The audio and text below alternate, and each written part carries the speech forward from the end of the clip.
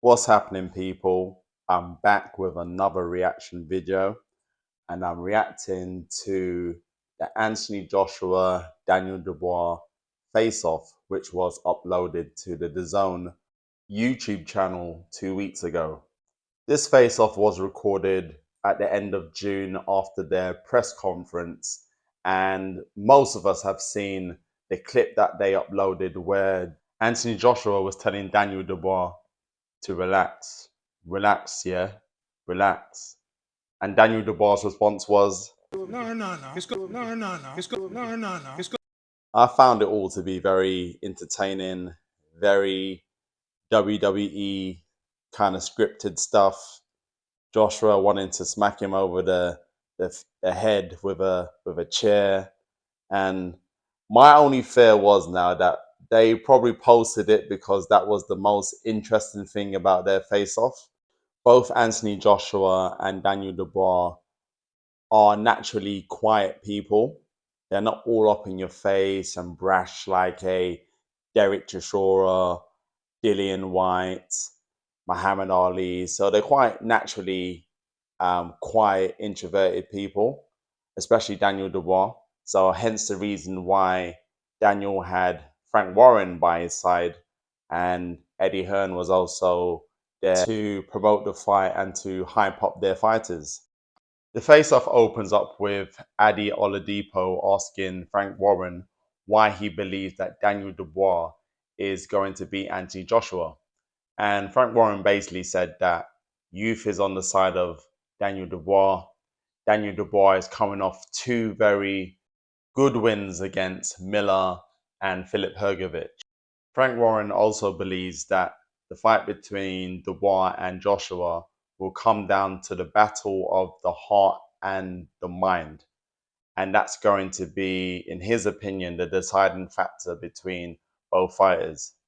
When Frank Warren made that statement, Ade went on to mention that Daniel Dubois' mental strength and fortitude have been questioned. And what many people's reference point is how Daniel Dubois quit against Joe Joyce and also quit against Usyk when Usyk was putting on the pressure on him, dropped him twice, and he just mentally capitulated in that fight. What I found absolutely funny was when Frank Warren went on to say that Daniel Dubois gave Usyk his toughest fight along with Tyson Fury. And the camera cut to Anthony Joshua and his expression just said it all. And he looked at Eddie as well and they whispered something to each other. And it's along the lines of Frank Warren's talking absolute rubbish. And I totally agree. Daniel Dubois did not dominate that fight. Usyk won that easily. And the narrative that Frank Warren keeps spinning is that Daniel Dubois hit Usyk with a legitimate punch, which the referee deemed as being a low blow. And that's the reason why Daniel Dubois lost that fight. And it was absolute robbery. And that's utter rubbish. Because if you look at the boxing rule books, if you punch someone below their belly button, it is a low blow. Simple. And that punch was clearly under the belly button. And the referee was within his right to give Usyk time to recover from the punch. And Frank Warren wants to spin this story that Daniel Dubois was robbed of the fight and that he was dominating, even though the most dominating thing that Daniel did was a low blow, which made Usyk fall to the ground. And most people, if you're hit low, you're going to go down to the ground. So I thought let me give some backstory, but that's what Frank Warren was suggesting in this interview, but he didn't go into too much detail. But of course, Frank Warren's doing his job, and that is to boost and promote his fighter. So I don't blame him for doing that. But also, you have to give Daniel Dubois credit for the last two fights he had, because he faced Miller, who is a trash talker. He's very good at getting into his opponent's mind. And you think a person like Miller and the fighting style that Miller has as well, on top of that, where he's putting constant pressure on you during a fight. And Daniel Dubois passed the test. Against Filip Hrgović, the first 2 rounds, you thought that the fight was just going one way and that Hrgović was going to win.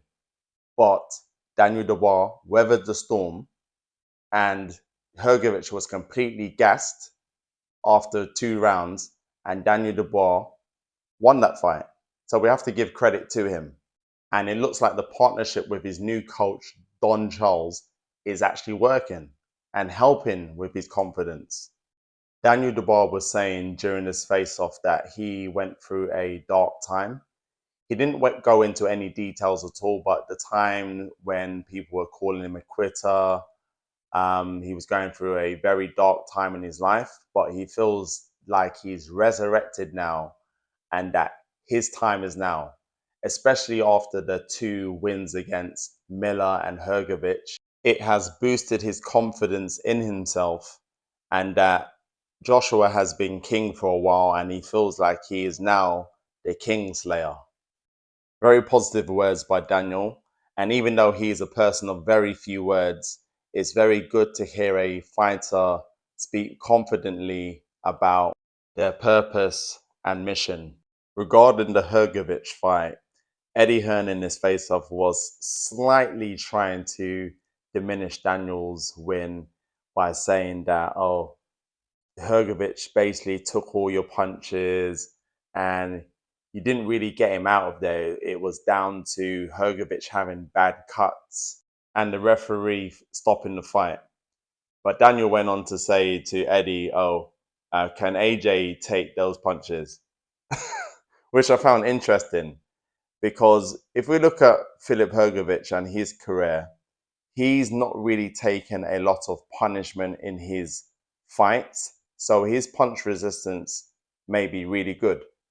But then Daniel, even though people don't really think much of Daniel's opinions and what he says, but AJ has shown that his punch resistance hasn't really been particularly good. You know, fights against Klitschko, Andy Ruiz are good reference points to show that he is quite chinny. So that's a very good question from Daniel Dubois. Could AJ withstand that sort of pressure from Daniel Dubois? Eddie's response was simply just to say that, well, if you can take out Hrgović, you're not going to take out AJ. But well done, Daniel. All credit to you. And the way Eddie was talking to Daniel, he was being kind of condescending, speaking to Daniel as if he's like some schoolboy. Oh, but well done. You won the IBF title, but AJ's going to win it off you. To be quite honest, I don't think Daniel Dubois even realized what Eddie was trying to do. And it was just like water off a duck's back. There was a part in this face-off where Anthony Joshua put it on Frank Warren. Basically, Frank Warren had said some critical things about Anthony Joshua when he let go of Rob McCracken and was looking for different coaches. And he was basically saying that, oh, it's not the coach or that makes the fighter has to find motivation within themselves. So Anthony Joshua just basically said to Frank Warren, so Daniel Dubois got a new training setup. He's got Don Charles as his new trainer, and that's obviously working for him. So it contradicts completely what you said about me. And Joshua is completely correct for saying that because a fighter needs a good team behind him. Ultimately, when the fight happens, the fighter has to find the fortitude and the inspiration and the motivation to get the job done. But then having the right teachers and the coaches around you is a contributing factor. Overall, this was a decent face-off. I'm not going to go into too much detail about the icing on the top, which was the confrontation at the end. I've got a separate reaction video to that. The link will be in the description for that video. But what is very evident and clear to me in this video is that Anthony Joshua and Eddie Hearn don't really respect Daniel Dubois. They're taking him seriously for the fight, but it's just obviously the way that Eddie was talking to him And the way that Anti Joshua was speaking to him towards the end, you know, telling him off like he's some little boy. Oh, Daniel, we've had a nice little chat, nice little conversation. Why'd you have to disrespect me and take things to a place that you don't want it to go? Don't disrespect me. But let me know what your thoughts are. Where do you think both fighters are at mentally? And I would like to hear your opinions. Don't forget to like, comment, and subscribe. And I'll see you in the next one. Peace.